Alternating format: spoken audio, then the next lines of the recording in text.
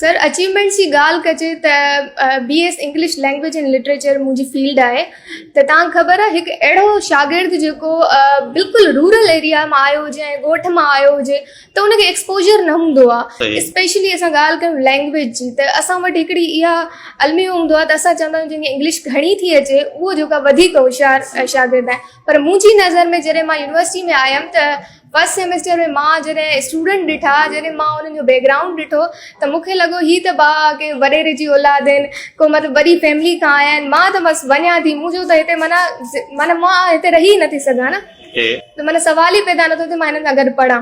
पोइ जॾहिं मां चयो त न इहो हिकिड़ो मतिलबु ड्रिज हूंदो, ख़ौफ़ हूंदो, मूंखे इहो ख़ौफ़ भञिणो आहे ऐं मूंखे मतिलबु हिते स्टे करिणो आहे, सर्वाइव करिणो आहे। पोइ मां जेका महिनत कई, काफ़ी सारी महिनत कई, पोइ जॾहिं रिज़ल्ट आयो फर्स्ट सेमेस्टर जो त I was second position holder.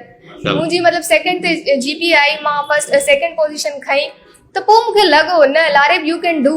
पोइ मां मतिलबु चयो त हा ही मतिलबु फर्स्ट अचीवमेंट आहे। उन खां पोइ अगरि असां सेकेंड अचीवमेंट जी ॻाल्हि कयूं त उहो इहो हुई त मूंखे यूनिवर्सिटी जे तरफ़ां स्कॉलरशिप मिली हुई जेका पोजीशन होल्डर्स लाइ ईंदी आहे।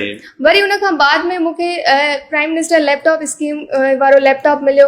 मतिलबु नंढड़ियूं नंढड़ियूं शयूं आहिनि, पर इहे उन छोकिरी लाइ जेका हिकु अहिड़े बैकग्राउंड सां तालुक़ु रखंदी हुई जेको मतिलबु सफ़ा हिकिड़ो वाज़े हुजे ऐं उन में को शक न हुजे। त इहे मुंहिंजे लाइ आहिनि, त ॾिसण में त नंढड़ियूं आहिनि पर आहिनि मुंहिंजे लाइ वॾियूं अचीवमेंट्स।